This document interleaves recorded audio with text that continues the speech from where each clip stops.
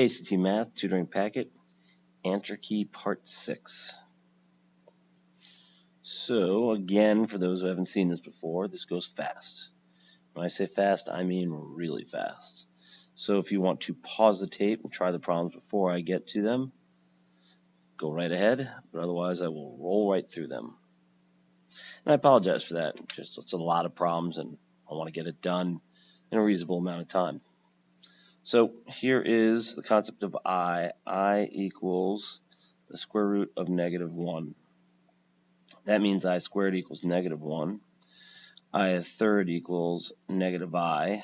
I to the fourth equals 1. And then the process repeats. I've seen questions like that before. I don't have one here.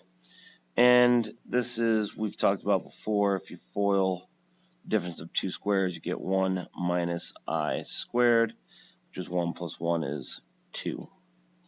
So for the complex number I and integer x, which of the following is the possible value of I to the x?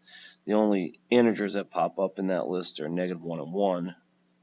So you're looking at 1, which is just I to the fourth equals I squared times I squared. -1 times -1 is 1. I just did the bottom up here, so we will get 2 on the bottom, and the top is just 1 times 1 minus I. So that hasn't changed. Done. I do not have a question written down for even odd functions. They take a long time to write up, so I chickened out. But an even function here is a function that means it maps right on top of itself. You could fold it across this line. An odd function is a function that maps 180 degrees. So every point goes here. Better way to do it, I can't show it here, is to just turn the page upside down. Say, oh, it looks exactly the same. Starts in the top right and goes to the bottom left. If you flip that upside down, it will look the exact same. It'll start in the top right and go to the bottom left. I use this to test people, see if they can figure out, is it even or is it odd? And I really forgot this one's odd over here.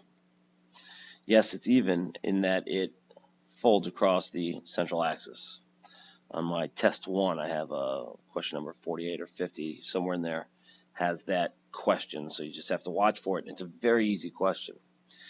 Absolute values, hopefully you know how to do. 6 minus 4 is 2, absolute value is 2. Minus 3 minus 9 is -6, absolute value is 6. -4. -7, absolute value is 7. 5 minus 13 is -8, absolute value is 8. 15. Logarithms, base to the outside. Base to the outside equals inside. X to the outside equals inside. Logarithms are always positive, so you don't have to worry about the plus or minus. 8. This one, they didn't give you an outside, so you have to write it in yourself. Call it X. Base to the outside equals what's on the inside. Therefore, X equals 6.5. Weird little answering here. I don't know why they did that. Just to mess with you, I'm betting.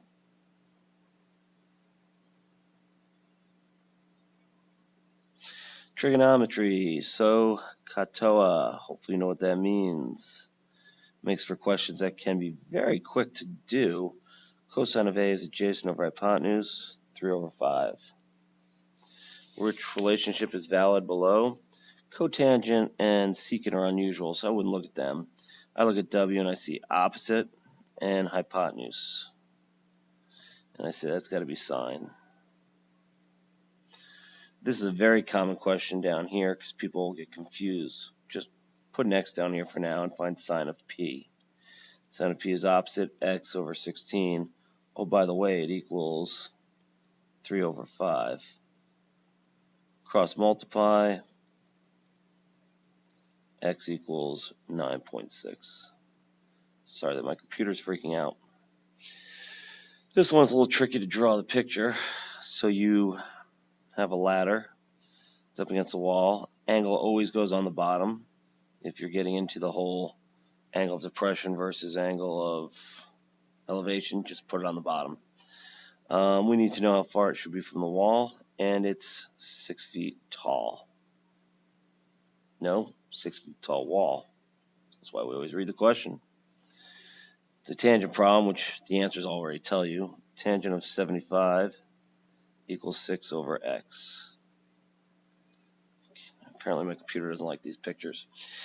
Flip-flop the x, you get, and the tangent of 75, you get 6 over tangent of 75. Done. Some identities. Tangent is sine over cosine. Secant is 1 over cosine. Cosecant is 1 over sine. Cotangent is cosine over sine.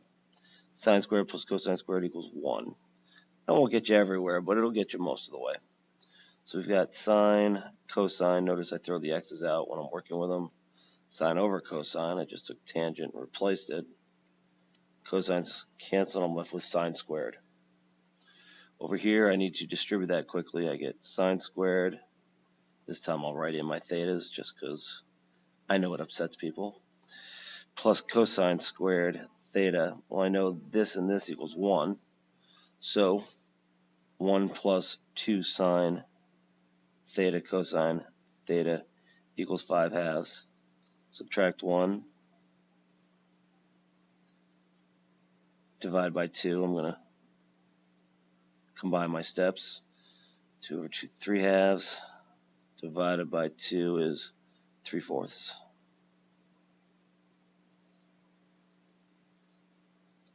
I think I have the wrong answer written on my answer key.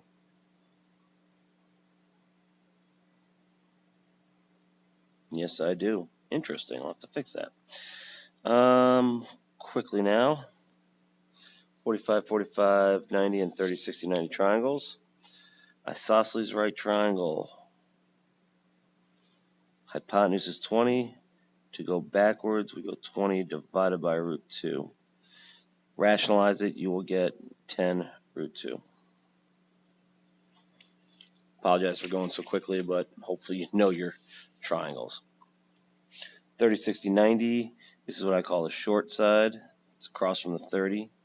They want to know how many inches long is side AB. To get there, you just double it. It's 8. Here's some slightly dicier ones. 45, 45, 90. So this is 4. This is 4 root 2. It's getting very annoying. X has to be 30 degrees.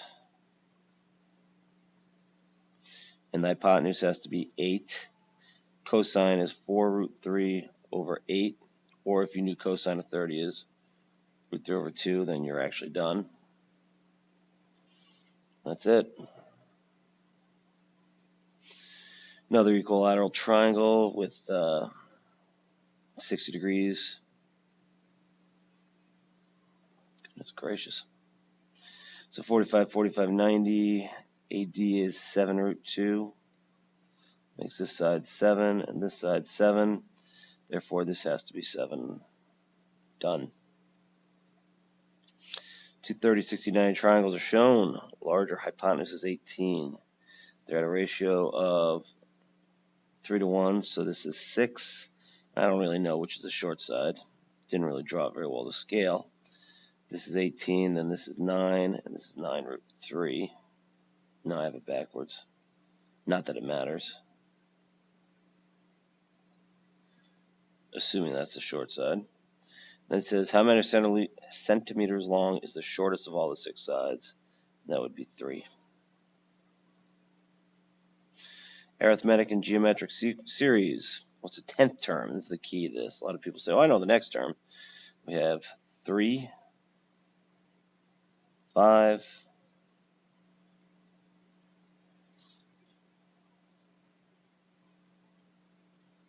get this back. Nope. 3, 5, 1, 2, 3, 4, 5, 6, 7. 1, 2, 3, 4, 5, 6, 7, 8, 9. So that's 1, 2, 3, 4. 11 is the 5th term.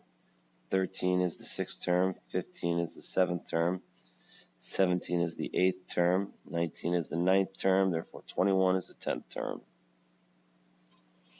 Just look for a pattern. Geometric sequence is when we multiply things. What's the fourth term in this sequence? 4, 6, 9. So we multiply by 6 over 4, and I know that because if you look at that, times 6 over 4 will get you there. That's the same as 3 halves. So we multiply here by 3 halves. Sure enough, we get 9. Multiply here by 3 halves, and we get 3 times 9 over 2 equals 27 over 2, also known as 13.5. That's it for now. Good luck. And happy mathing.